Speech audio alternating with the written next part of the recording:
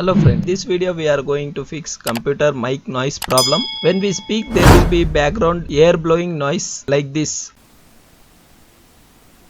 In this video we will fix this background noise. Right click on the speaker icon. Now click on recording devices. Now click on microphone and right click and select properties. Now select enhancement. Click DC offset cancellation. Click on voice real. Now click on noise suppression to reduce the static background noise when recording. Now click OK. I was facing this issue. This is how I fixed the background noise problem.